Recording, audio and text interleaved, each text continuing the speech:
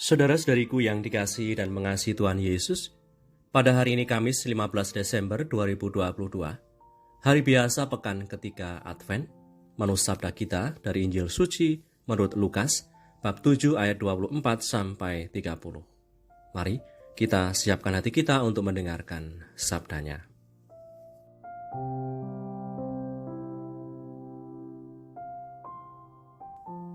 Sekali peristiwa setelah suruhan Yohanes itu pergi, mulailah Yesus berbicara kepada orang banyak itu tentang Yohanes. Untuk apa kamu pergi ke padang gurun, melihat buluh yang digoyangkan angin kian kemari? Atau untuk apakah kamu pergi, melihat orang yang berpakaian halus, orang yang berpakaian indah dan yang hidup mewah, tempatnya di istana raja? Jadi, untuk apakah kamu pergi melihat nabi? Benar, dan aku berkata kepadamu, bahkan lebih daripada nabi. Karena tentang dia ada tertulis, lihatlah, aku menyuruh utusanku mendahului engkau. Ia akan mempersiapkan jalanmu di hadapanmu. Aku berkata kepadamu, di antara mereka yang dilahirkan oleh perempuan tidak ada seorang pun yang lebih besar daripada Yohanes. Namun, yang terkecil dalam kerajaan Allah lebih besar daripadanya. Seluruh orang banyak yang mendengar perkataannya, termasuk para pemungut cukai, mengakui kebenaran Allah karena mereka telah memberi diri dibaptis oleh Yohanes. Tetapi orang-orang Farisi dan ahli-ahli Taurat menolak maksud Allah terhadap diri mereka, karena mereka tidak mau dibaptis oleh Yohanes. Demikianlah sabda Tuhan, terpujilah Kristus.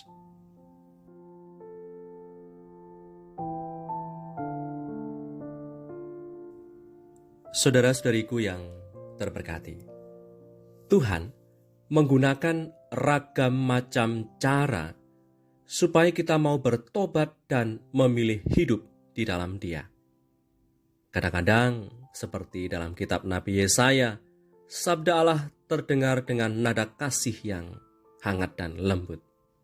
Di lain waktu, seperti dalam sabda Tuhan hari ini, Tuhan berbicara melalui seorang nabi yang tegas dan tidak kenal kompromi seperti Yohanes Pembaptis.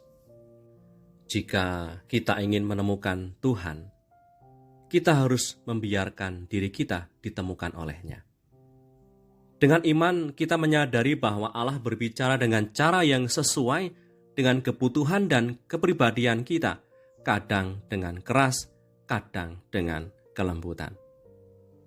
Kita perlu merenungkan berbagai macam jalan yang dipakai oleh Tuhan ini agar kita punya hati yang peka.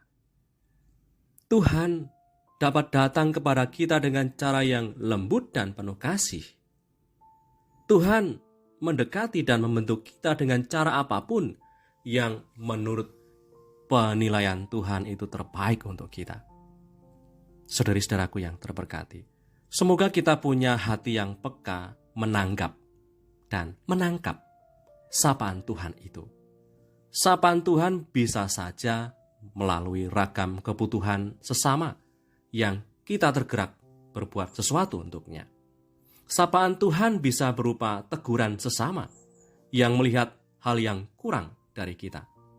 Sapaan Tuhan juga bisa berupa pemandangan alam semesta yang indah yang menggerakkan kita untuk mengagumi Sang Pencipta.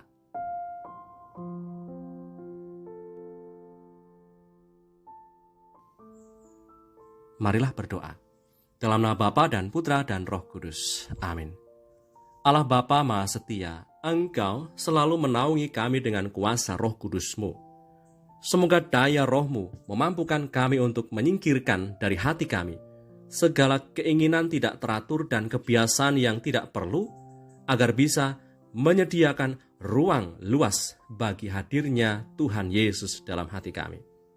Semoga hidup kami menjadi semakin sederhana, selalu punya waktu untuk hening dan menikmati kebersamaan denganmu dalam suasana doa, sehingga jiwa raga kami tetap terpelihara dengan baik sampai menyambut kedatangan putramu terkasih. Dengan pengantaran Kristus Tuhan kami, yang hidup dan meraja bersama Engkau dalam persekutuan dengan Roh Kudus, Allah meraja sepanjang segala masa. Amin. Berkatalah yang Maha Kuasa turun atas kita semua, Bapa dan Putra dan Roh Kudus. Amin.